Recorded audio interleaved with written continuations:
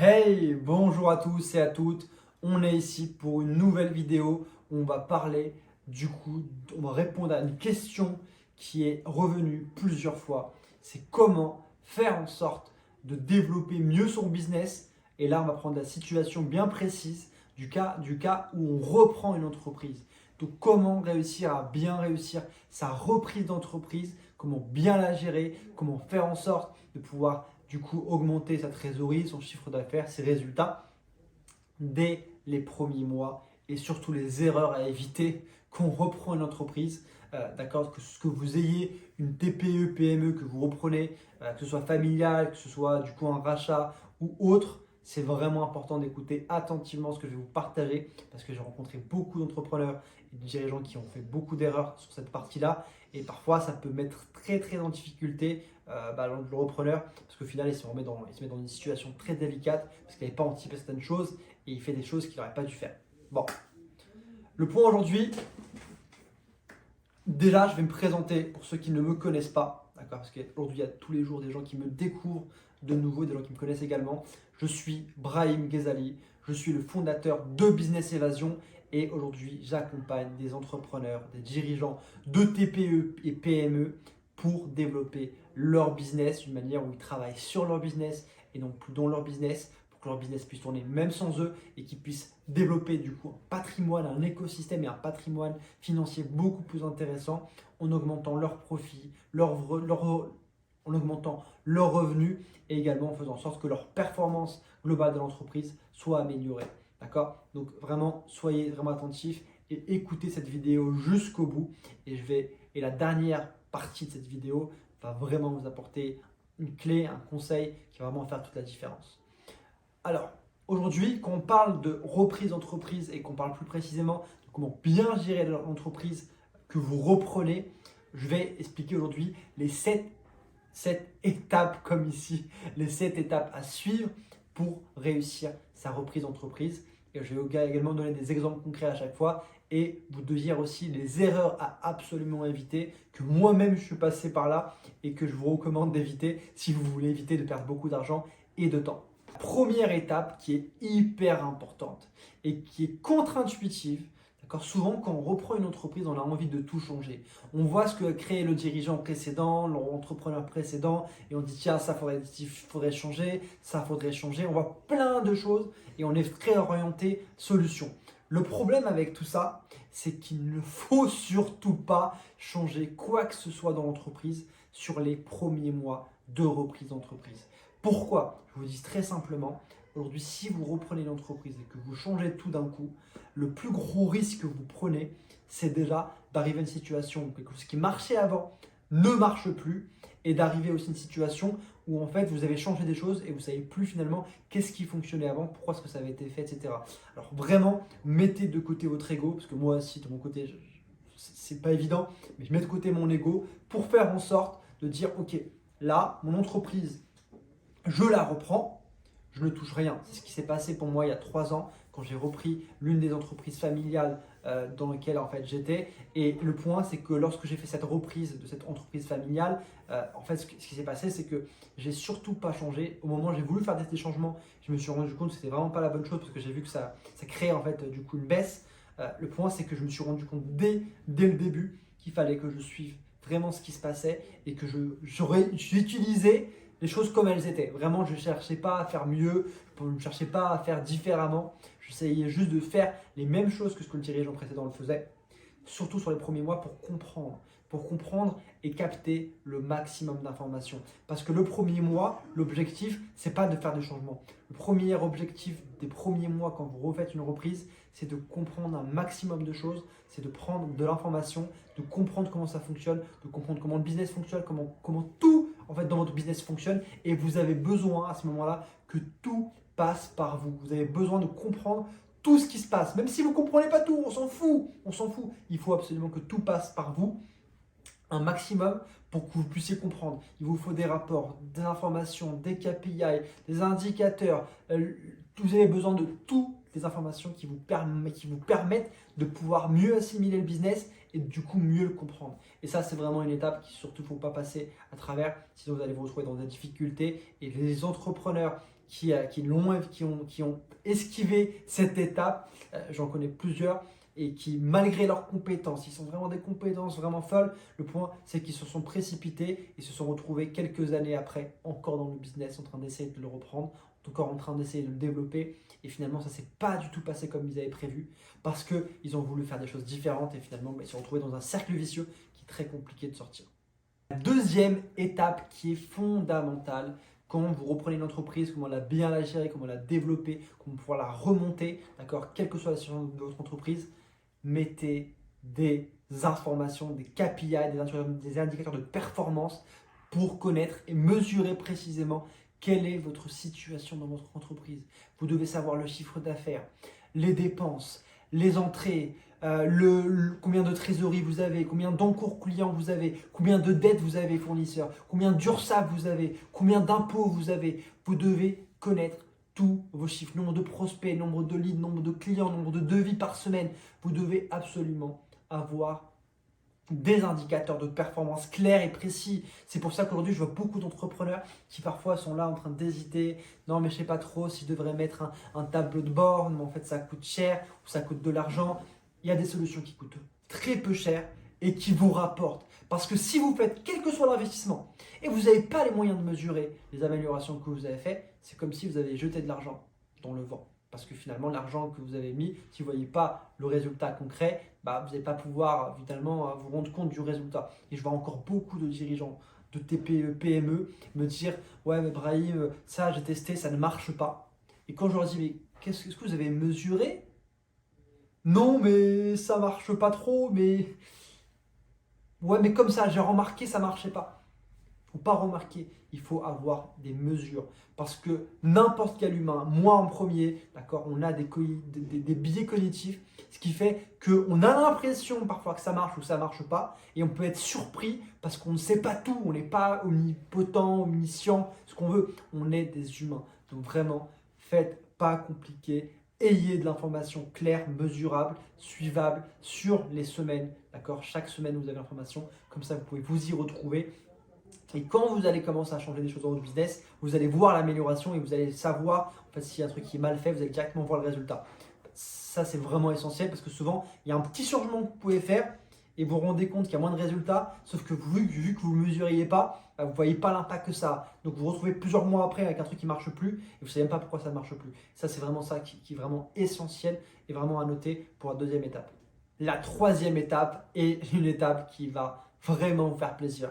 D'accord, parce qu'on va parler de beaucoup de cas d'entrepreneurs, de dirigeants, d'entreprises qui ont une problématique, qui manquent de trésorerie.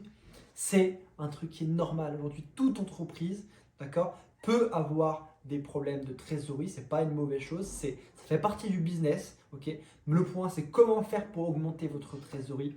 C'est la chose que vous pouvez faire dès les premiers mois quand vous reprenez l'entreprise, c'est de chercher à négocier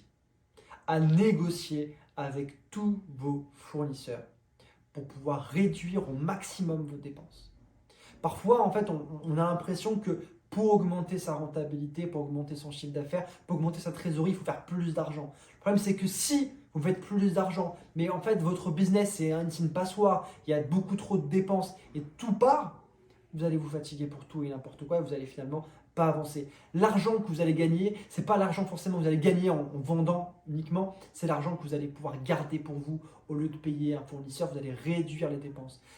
Aujourd'hui, tous les plus grands investisseurs, tous les plus grands entrepreneurs qui ont du résultat, ils négocient tout ce qu'ils peuvent négocier. Et c'est hyper important de le faire parce que ça fait la différence. Et je vous recommande vraiment à ce moment-là, la troisième étape, de vraiment faire le point sur toutes les dépenses et de pouvoir négocier des échéanciers, de négocier du coup les prix, de négocier tout ce que vous pouvez négocier.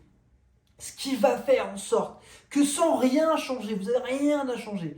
Même, je ne parle même pas de réduire les dépenses. Vous pouvez réduire les dépenses, c'est encore mieux. Mais juste en prenant les mêmes fournisseurs, juste les mêmes services que vous payez et vous réduisez le prix, d'accord, avec la même qualité évidemment, vous négociez la même qualité pour un prix meilleur, qu'est-ce qui se passe?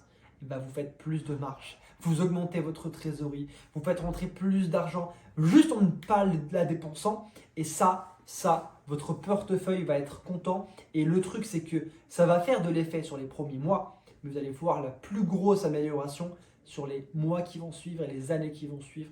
Et vous allez voir que votre comptable et votre portefeuille va vraiment vous remercier pour ça. C'est un truc qui est souvent sous-estimé, d'accord? N'importe quel business, d'accord? Même quand on veut être beaucoup d'argent, souvent il y a des gens qui font beaucoup d'argent et qui oublient ces fondamentaux. Le point c'est que quel que soit votre business, si vous voulez faire plus d'argent, réduisez vos dépenses. Vous allez faire beaucoup plus d'argent et ça sera beaucoup plus intéressant. Donc vraiment gardez ça en tête. La troisième étape, c'est vraiment de réduire vos dépenses. L'étape 4, qui est hyper importante, c'est surtout quand vous reprenez votre entreprise ou quand vous gérez une nouvelle entreprise, surtout ayez un contact avec vos anciens et vos clients actuels, avec vos fournisseurs. Essayez de rencontrer un maximum de personnes parce que là, vous allez éviter une erreur qui est énorme. Et je peux vous dire, là dans cette vidéo, je vous jure, si vous prenez des notes et que vous appliquez ce que je dis, vous avez dans votre business potentiellement des dizaines de milliers d'euros que vous pouvez gagner. Et si vous avez un business à 6 chiffres ou à 7 chiffres, vous allez gagner au minimum, d'accord, des dizaines, voire des centaines de milliers d'euros, d'accord, que ce soit sur là quelques mois, voire plusieurs années, d'accord. Mais le point, c'est que ça va vraiment faire la différence. C'est des trucs qui peuvent paraître simples, mais il y a une différence entre le dire et l'appliquer. Et ce que je dis, c'est vraiment qu'il faut l'appliquer. C'est des erreurs que j'ai fait moi personnellement, que j'ai dû corriger par la suite. Et c'est vraiment un truc que je vous dis. C'est ok. L'étape ici, c'est vraiment de faire en sorte de créer de la relation avec vos clients, parce que le pire qui puisse arriver, c'est que vous avez signé une nouvelle boîte, vous avez repris, quelle que soit la raison, quel que soit le contexte, et que vous retrouvez quelques mois après avec un client qui vous quitte et qui part. Parfois, il y a des contrats qui sont signés, vous n'avez pas l'information du contrat. Et j'ai eu le cas avec un dirigeant récemment encore qui me disait, Brahim, en fait, là, je suis arrivé, j'ai repris une entreprise. Au bout de 6 mois, il y avait un gros client qui faisait une grosse part de mon chiffre d'affaires qui a décidé de partir avec un préavis de quelques mois. Au final, il s'est retrouvé dans la merde. Et ça, c'est parce qu'il faut créer de la relation avec vos clients, vos nouveaux clients, si vous êtes du coup nouveau avec eux. Parce que c'est ça qui va créer la différence. Parce que si vous ne créez pas de relation, le mec, il va se dire, enfin vos clients, ils peuvent se dire, ok, en fait, non, le gérant est différent, donc moi, il me parle moins, j'ai pas la même relation avec lui, j'ai pas la même sympathie, j'ai pas la même expérience, j'ai pas la même envie, je vais voir quelqu'un d'autre.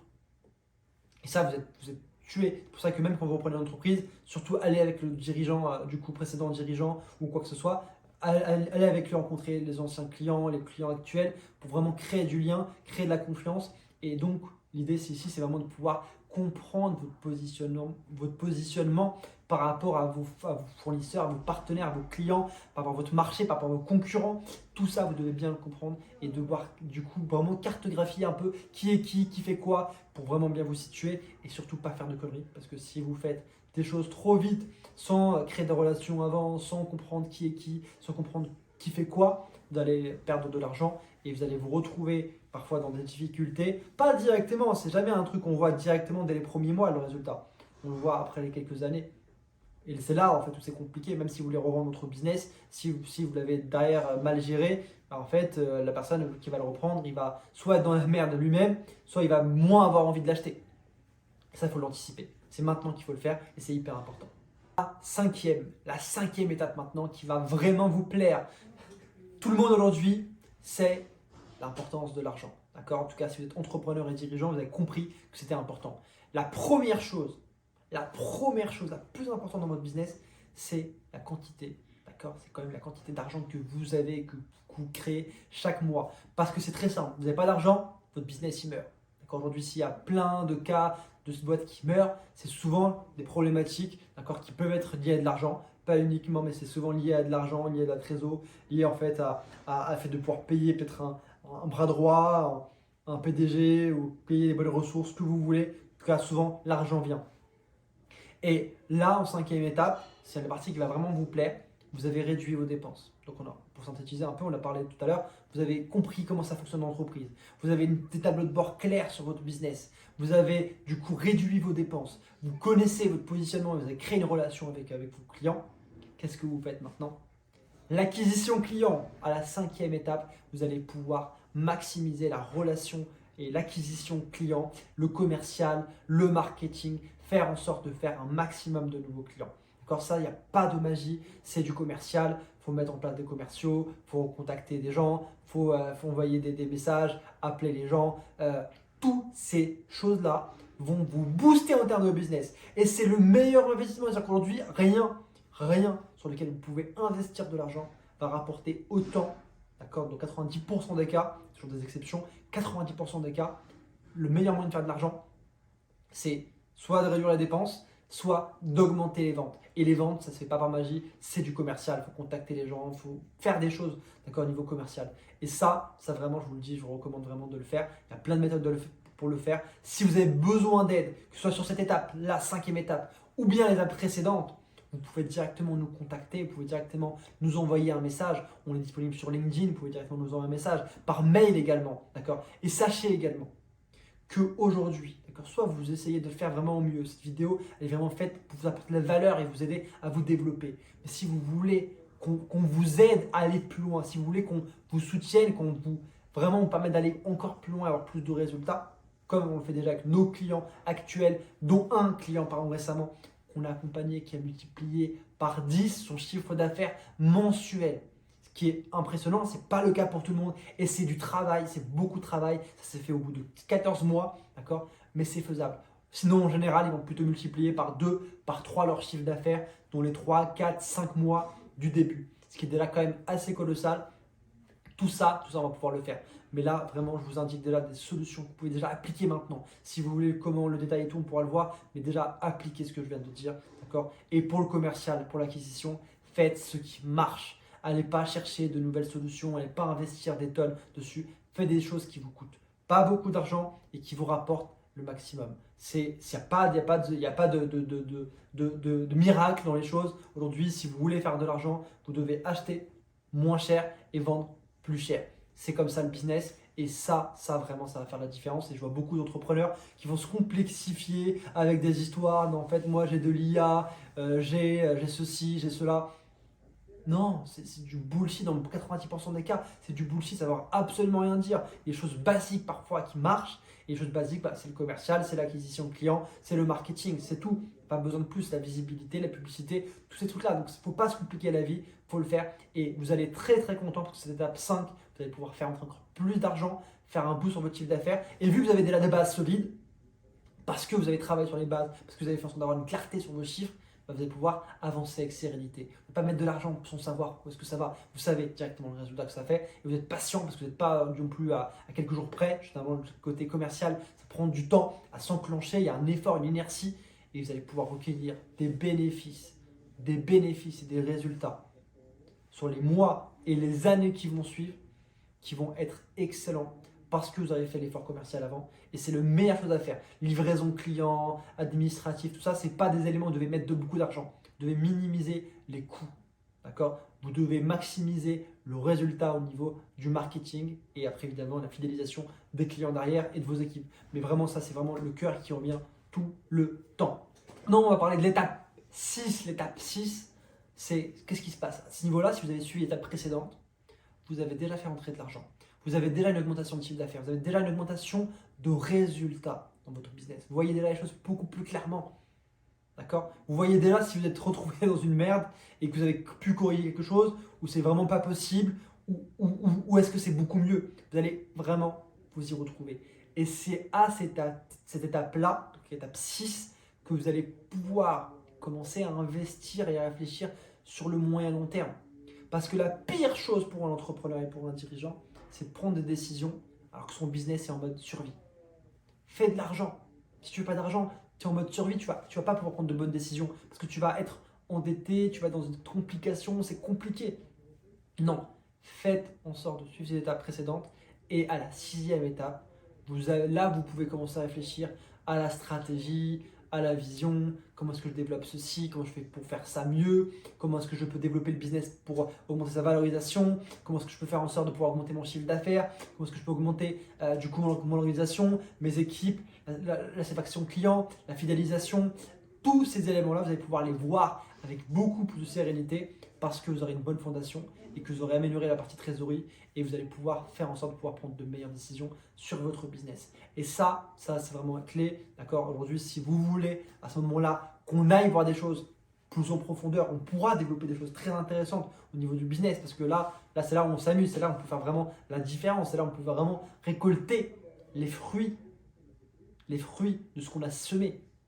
Et pour moi, je vous recommande vraiment de suivre ces étapes si vous voulez vraiment réussir et bien vous développer. D'accord? Vous allez vous éviter beaucoup de tracas, beaucoup de galères que beaucoup de gens ont. Parce que, encore pour rappel, il y a une grosse majorité des entrepreneurs et des dirigeants qui galèrent et qui ont du mal à se payer, qui ont du mal à réussir à finir les mois, qui sont stressés par les salaires à payer à la fin du mois, qui sont stressés par les relances, par les convocations, par le tribunal, par plein de choses. Ceux qui sont dans le domaine, ils comprennent ce dont je parle, que c'est sérieux et c'est réel. D'accord? Et aujourd'hui, si vous êtes là, si vous êtes intéressé vraiment pour des choses réelles et concrètes, vous ne voulez pas un truc bullshit et vous ne voulez pas un truc genre, vas-y, tu prends une formation en ligne et tu deviens millionnaire d'ici demain. Non, ça ne marche pas comme ça. Les choses se construisent. Et ces étapes-là, d'accord, en moyenne, ces 6 premières étapes, d'accord, prennent entre 6 mois et 3, 4, 5 ans pour se réaliser. D'accord? Évidemment, plus de temps vous prenez et plus vous avez le temps d'arriver à approfondir tout ça.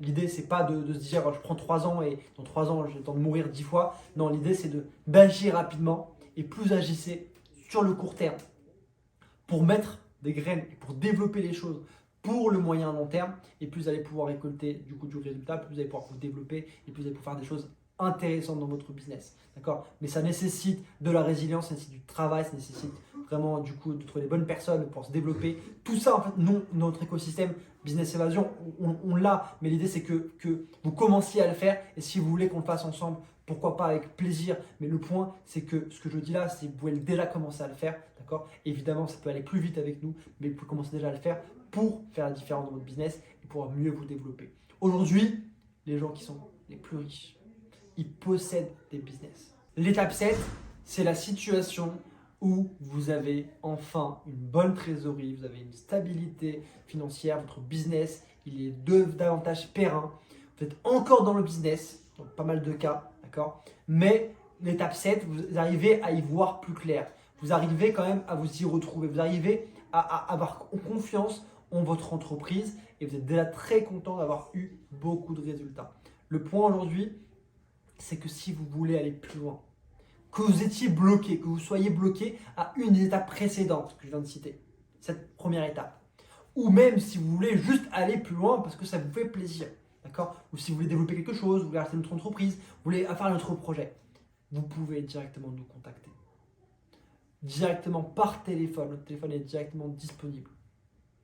Directement sur notre page LinkedIn, sur notre site internet businessevasion.com. Vous pouvez également réserver un diagnostic qui est offert pour vous, parce que ça peut vraiment vous permettre de pouvoir voir peut-être les leviers que vous pouvez utiliser, peut-être que vous n'avez même pas pensé à ça.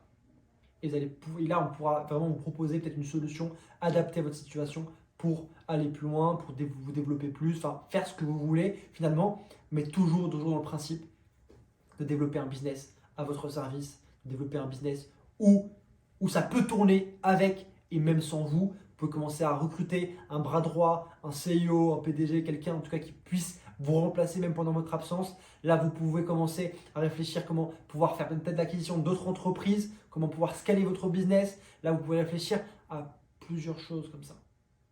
Et là, ça va être vraiment intéressant parce qu'on va pouvoir aller vraiment plus loin. Et là, on va être dans un état où vous avez déjà construit des fondamentaux qui vont vous permettre de pouvoir, du coup, forcément aller beaucoup plus loin dans le business. Et c'est ça aujourd'hui que je vous souhaite. Parce qu'aujourd'hui, si on est là, si moi, personnellement, je suis là, c'est pour développer un véritable écosystème business, pouvoir développer des relations solides avec chacun d'entre vous.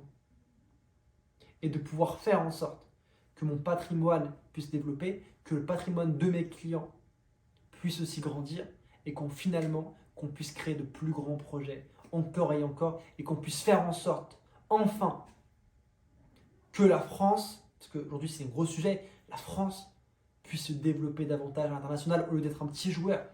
Aujourd'hui la France est très petite par rapport à des marchés internationaux comme l'Inde, comme la Chine, comme les États-Unis et comme plein d'autres pays maintenant qui sont en train d'exporter, qui sont en train de développer des solutions, des services et qui proposent des tarifs finalement moins chers, mais qui font beaucoup plus de volume et beaucoup plus de ventes.